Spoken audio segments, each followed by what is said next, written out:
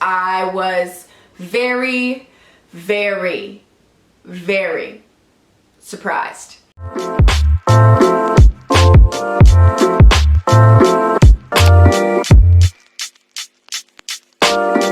Hey y'all, it's Shirley. Welcome back to my channel. Today I will be doing a video that I've been meaning to do for so long, and it is all about my journey to Duke Law. If you haven't heard, I got accepted into and will be attending Duke University School of Law, which is an absolute dream for me. I don't think that I try not to like jinx it too much, so in my other videos I just kind of talked about how I was studying for the Lsat or applying for schools or something like that, but Duke has always been my number one, and so it's just so incredible that I'm genuinely getting to live my dream. But I wanted to make this kind of like a two-part series. So the video that I'm going to be filming today is going to be like kind of like a story time. It's like my journey to law school, and so I'm just going to be talking about like what I did in undergrad, what taking the LSAT was like, what applications were like in like from my perspective, so just talking about like my experience. And then there's also going to be a part 2, and in that video I'm going to be giving y'all 10 tips for getting into law school. So if that's more so what you're looking for, head on over to that video. But for today I'm going to be talking about my law school journey, so let's jump right in. So I've known that I wanted to go to law school for years. I think I kind of decided that I wanted to go to law school in high school, and that was always on the horizon, and so I've had a very clear like direction and focus for my career. Like I went into undergrad knowing exactly what I wanted to do when I graduated, which was just super helpful for me because I was able to do like activities and extracurriculars that like all lined up with me wanting to go to law school, and specifically wanting to go to Duke. So I went to High Point University for undergrad, which a bunch of y'all know, and a bunch of y'all probably went there too. But I double majored in political science and international relations, and I minored in Spanish. And I was actually able to graduate in 3.5 years. And there were a lot of different factors that added to that. One being that I studied abroad, and so I was able to like get international relations credits, like more credits than normal in a semester. I came in with like Spanish credits already, so I was able to finish up my minor really quickly. The political science curriculum at my school was like super small, and so I was able, I think it was like 45 credits, whereas other ones were 75 or something like that. So there were just like a ton of different factors. And also like I came in with AP credits and took community college courses so that I could finish earlier.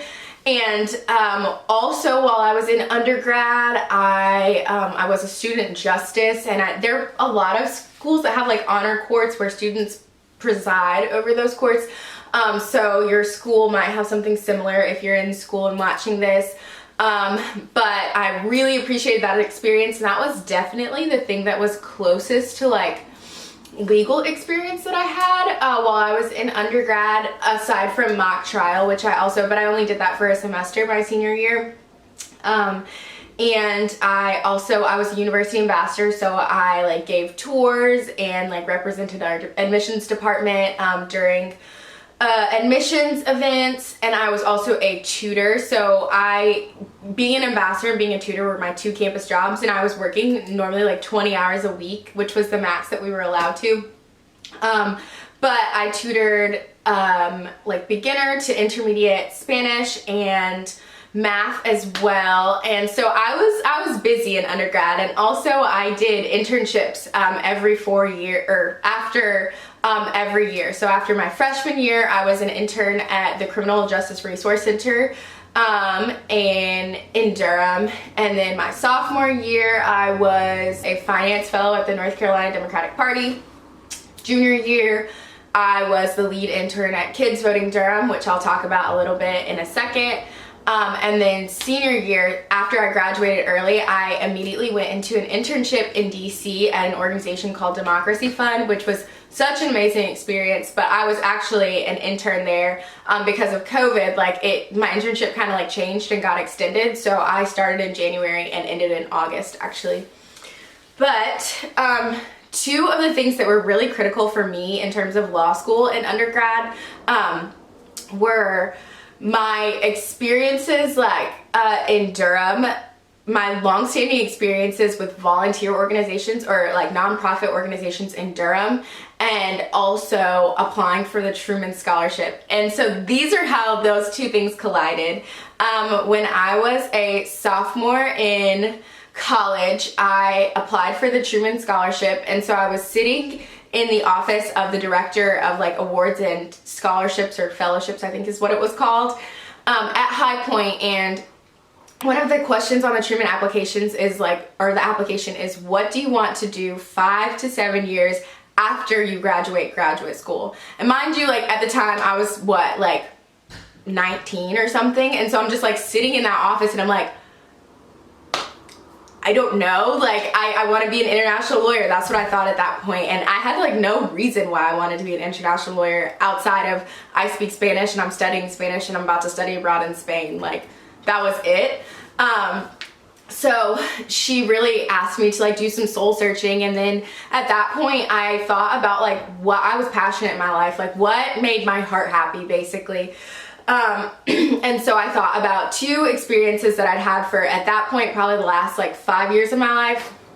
And so one of them was at Kids Voting Durham, which is a local nonprofit organization in Durham, and their goal is to get Durham's youth educated, excited, and informed about local voting, so that the hope is that they share that excitement and that also they become active and involved citizens once they're of voting age, and also understand that they're empowered as youth to have that like civic agency, even if they are not of voting age. And so I began to volunteer at that organization when I was a freshman in high school, and I continued to volunteer with them all the way through college, and I joined the board of that organization my junior year in college, and I am actually the co-chair of the board now. I was just offered that position like a couple weeks ago, and I will be the board chair upon graduating law school, because that would be a big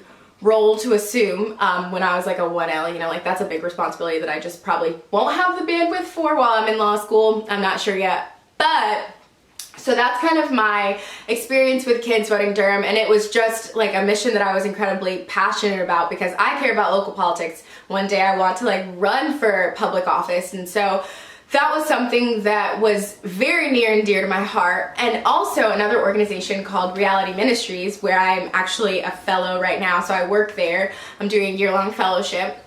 So their mission is to bring together people in the community that have disabilities and those that don't, so that they can experience the reality of Christ's love. And so I began volunteering at that organization because of my best friend Francine when I was also a freshman in high school, and continued to volunteer with them, like built these amazing friendships in our community, and realized that there were a lot of inequities within the disabled community, and specifically talking about like students that have disabilities getting adequate educational opportunities. So just kind of like I dove really deep into that, looked at the Individuals with Disabilities Education Act, found the disparities, wrote this like kind of like an opinion piece, or more like a research piece that's also part of the Truman application. And like in that moment there were just little, like everything kind of clicked. Like I felt like this is my calling. And so I realized at that point that I wanted to practice disability law, and from there on, or from then on, I kind of made these intentional decisions to engage with people in my community that had disabilities, and engage with lawyers as I like met them, tried to like specifically reach out to disability lawyers. And so that kind of all helped me build my applicant story. And so that was really critical, like knowing my sophomore year what specifically I wanted to do.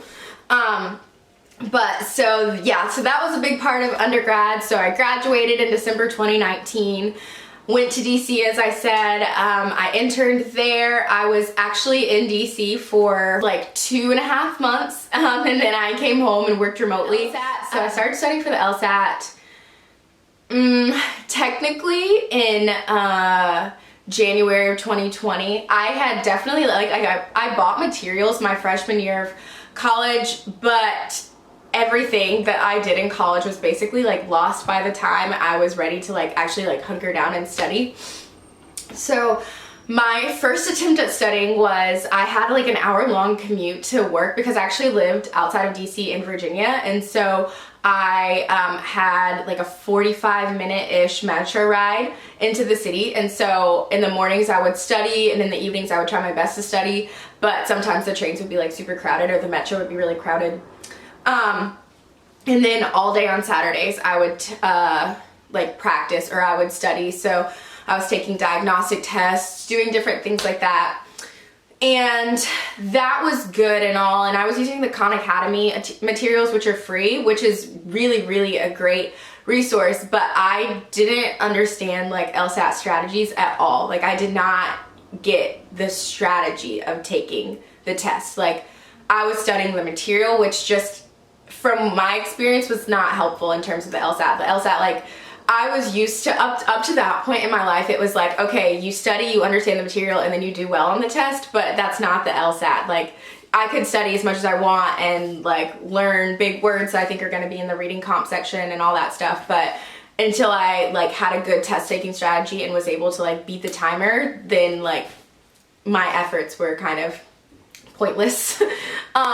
So I took a Khan Academy class in March. It started in March and I think it ended in April or May, and then I took the LSAT in June, and I was very disappointed with my first LSAT score, and so, but I didn't let that deter me at all. I bought the LSAT trainer book, which that was like my saving grace, y'all. It was like a $40 book or something like that. Like, a $40 book is what saved my LSAT score, which is absolutely insane. And I do also recognize that all the training that I'd done before, like, it was basically just kind of like polishing all of the skills that I had and just practicing enough. But that paired with those like practice test books, but I think they're like created by LSAC, that is what I did. So from June to November when I took my second LSAT, and so I did take my LSAT kind of late.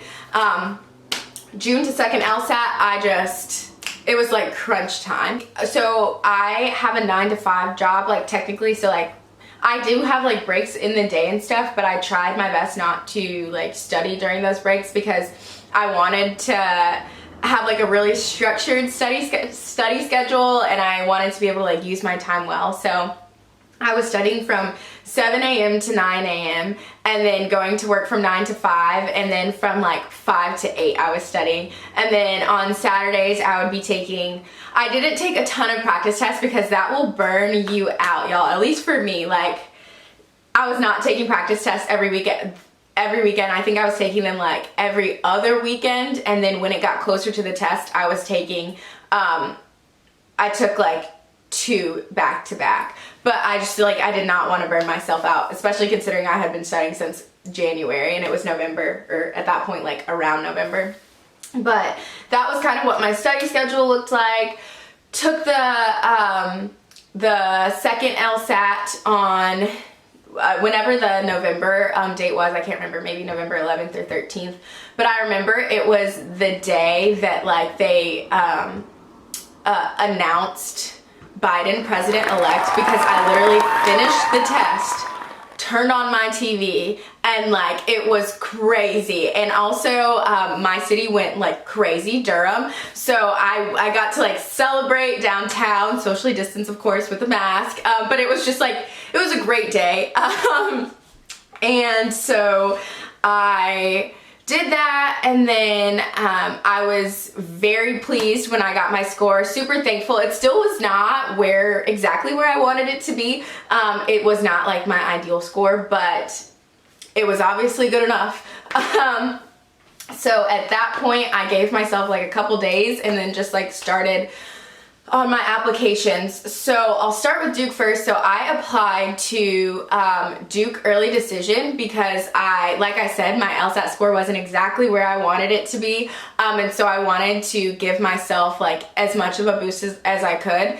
And I actually didn't understand the scholarship implications that normally come with an ED application until after I'd submitted my application. So I did apply to Duke early decision, but I also applied to 5 other schools because, as I've said a bunch of times, like Duke was the dream school, #1 school, but was also a reach school for me.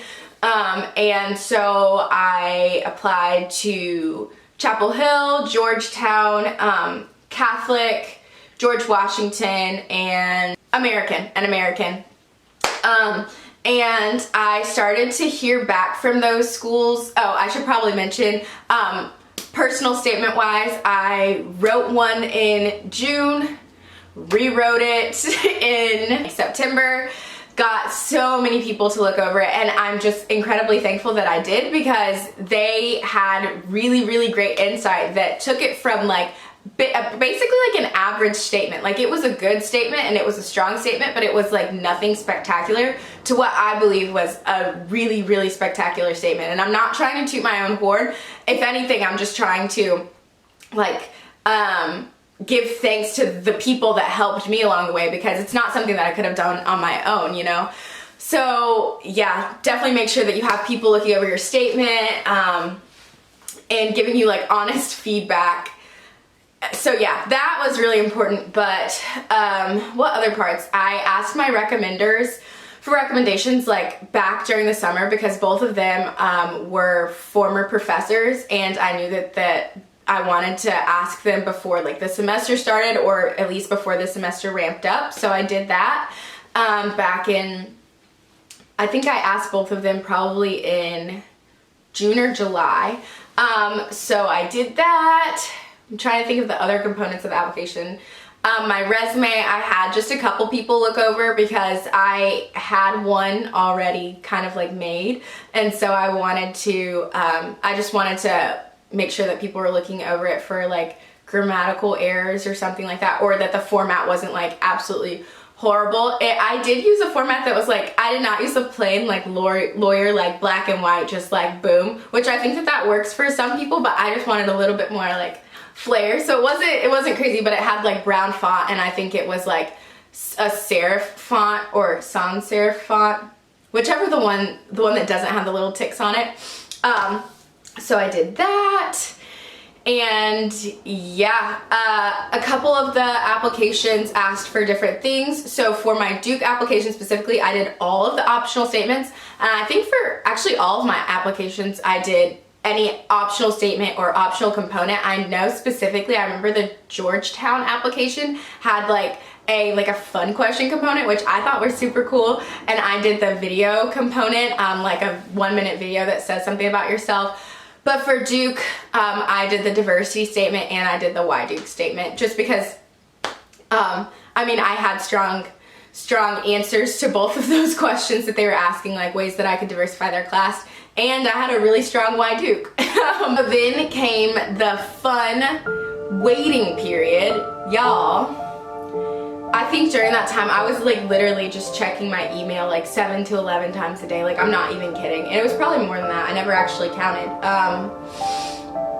Yeah, it happens, and it's just it was such a weird time. But anyway, so I submitted, all of my applications were submitted by January, I believe. So then I just waited, and first I heard back from Catholic University, and was accepted with a full scholarship, and that was so exciting. I was like, at that point I was like, okay, I'm going to law school, like it's gonna happen. And I think I heard back from them like late January. But then I heard back from, I don't know if I just said Catholic or American. First I heard back from Catholic, then I heard back from American, and I had gotten in, and I was waiting for my my like scholarship like notification, basically, because they like did it separately. And then on February or January, oh okay, so I must have heard from these schools in like early to mid-January. Sorry, I said February. I didn't realize we were in March already.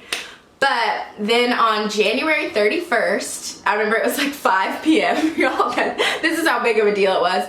But I heard back from Duke. I was with my best friend, and I just like saw the email, and you can, in most of these emails, like you can read, if you're using like a phone, if you're reading it on your phone, you can like read the I don't know, the first like line, and it said like, "We are pleased to," and I was like, oh, "You're pleased to what?" Like, I was shook, y'all. Like, I think I was in shock, and I've just now, like, I'm not in shock anymore, but it's taken like a month for me to not be in shock about this.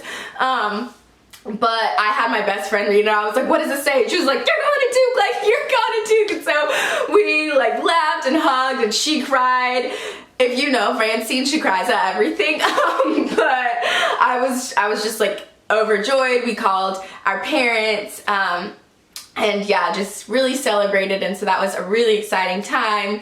So then after that, I withdrew all of my applications from other school because early decision binding, there was no reason for me to keep other applications out there. And then also, fun fact, if you apply early decision somewhere and you need to withdraw your application, or if you just are withdrawing your application regardless, I thought there was like a withdraw button on LSAC or something like that. I don't know, like first generation problems, I don't know, whatever. But I was looking for that withdraw button for a while, but you have to email each school. And so I used like I made like my own template and like curated it for each school and just sent them, and everybody was like super kind. I was a little worried because, it's like, sorry, I chose another school over you, which is gonna happen, but I was worried that they would be a little salty, but everybody was just like, congrats, like, hope you do great at Duke, and I'm like, thanks. So I did that. Basically, as soon as I like sent in my deposit for Duke, and then I had my Duke Scholarship interview, and so this is really important to hear. I was very worried that because I was an ED student, they're basically like, okay, well, she's gonna have to pay like sticker, which means that I'll just have to like pay full tuition. But I knew that Duke is like what I needed. It was a school that I so strongly desired to go to. So after I spent hours and hours on Reddit, I realized that a lot of students that get an ED don't get scholarships because, like, that's essentially a way for a school to ensure that they're going to be, funded by having ED students, that because ED does send a message that like, I'm going here regardless and I'm gonna pay regardless. So I was worried after that point. So I had Duke does like scholarship interviews, and so I had my scholarship interview. Originally, it was scheduled for like March 31st because the slots just filled up so quickly. Like, I saw the email at 5 and I think they had sent it at 12, and that was the earliest that I could get, was March 31st. And they sent out the email probably on like January 13th or January 18th or something like that. So that was crazy. Not January, February 18th. But wait, that can't be right. I don't know when they sent out the email. Maybe February 5th or February 2nd, because my scholarship interview was on the 18th. I sat on my computer and clicked refresh until somebody canceled theirs, because I was just waiting for someone to withdraw and then they would cancel their scholarship interview. And thank God someone did, and so I got that slot. I didn't even care what I had at that time. I was like, I will cancel it. I just need an earlier date. So I had my interview on February 18th, heard back last Thursday about my scholarship, and I was very, very, very surprised. I do want to give students hope that if you apply in ED, they're not just gonna like leave you high and dry. That might be the case for some people, but just because Reddit says that it's true doesn't mean that it's true. I just want to let you guys know that. So I feel a lot of relief. I'm still looking for outside scholarships just to see if I can get more just to cover the rest. But I'm very thankful for the scholarship that I have, and it is a lot more than I anticipated. So, yep, that's that on the scholarship front, and that's pretty much like my law school journey. As far as feelings go, I immediately after I heard that I got into Duke, I definitely felt some weird feelings of like imposter syndrome. Like, I thought to myself, well, maybe it was a really easy cycle, or, you know, like the things that society tells you, you know, like I've already started to have people ask me questions that like allude to, oh, you only got into this school because like you're a minority, or things like that, which is hurtful because obviously like I know how hard I've worked, and literally for the past 7 years, if not more, to get into Duke, because I've known that this is what I've desired for so long. And I started to kind of internalize some of that, but the reality is that God wouldn't put me anywhere where I didn't need to be. And so I feel, I'm like rest assured in that this is my destiny, and I feel really excited for the upcoming chapter. So yeah, thanks for listening to that, y'all. I will be dropping my next video soon, which will be 10 tips for getting into law school, and I can't wait to see you guys then. Bye, y'all.